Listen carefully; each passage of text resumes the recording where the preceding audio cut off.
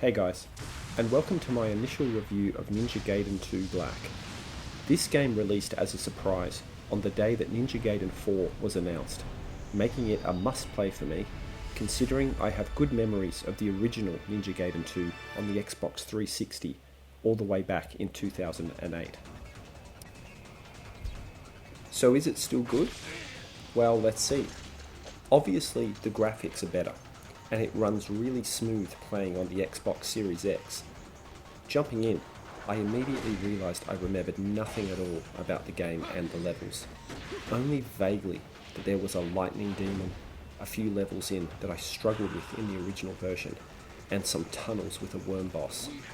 It turns out that in this version of the game that worm boss was actually removed. Here is how the gameplay typically works in Ninja Gaiden 2 Black.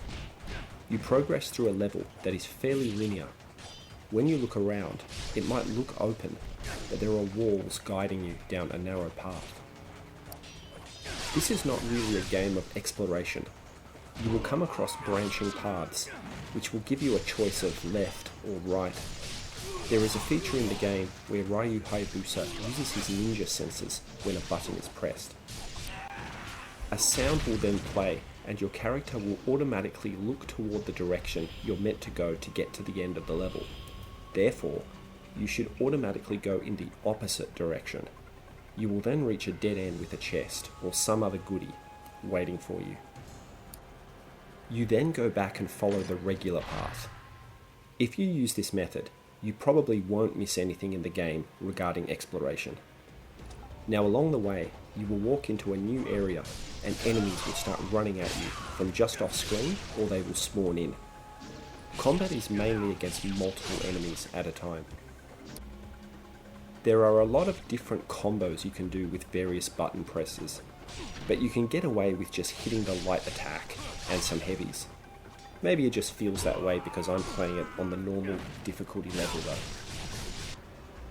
You also have a powerful ability called the obliteration technique, where Ryu Hayabusa will stand still and charge up.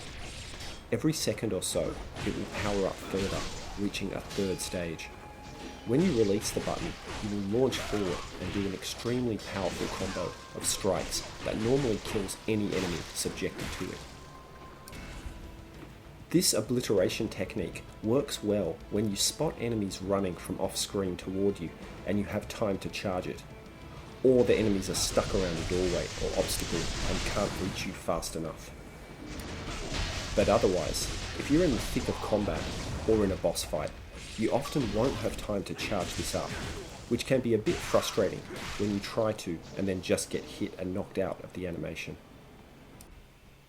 An annoying part of this game would definitely be the camera. You can't really free look around, especially in combat. The camera tends to want to move back to a certain direction while you're fighting, or are close to the boundary of a level. Sometimes in combat, you will be attacking and looking at your character sideways, and hoping you're not about to be hit by another enemy that you can't really see. Something I figured out quickly was increasing the axis scroll speed in the menu settings. The default speed was just too slow. For general combat strategy, if you think you're going to get attacked, hold down the block button, and as you're getting attacked, quickly dash in another direction. This allows you to then start attacking yourself. However, if the enemy is in the middle of a combo, they will instantly change their attack direction and finish their combo off on you anyway, so it's best to do it toward the end of an enemy combo of attacks. Overall though, the combat is pretty satisfying, and you're always awaiting the next group of enemies to kill as you advance through the map. There is a cool variety of weapons too, which you collect along the way, and upgrade when you have enough currency. They feel similar in power level, so it comes down to what you like using and feels good on the character. Likewise, there is a ninjutsu magic system. What I like about the game is that you can play it in bite-sized chunks.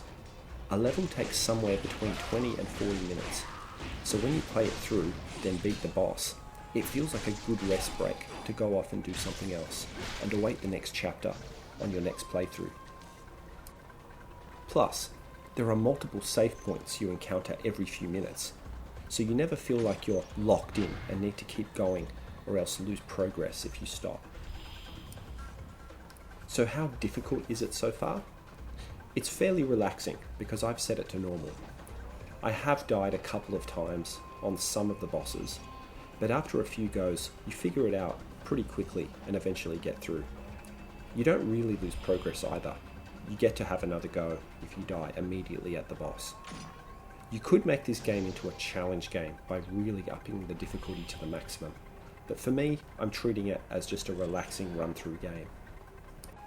So overall, while it definitely feels like an older game due to the camera and the linear level design, there is something satisfying about completing each stage and working through the story.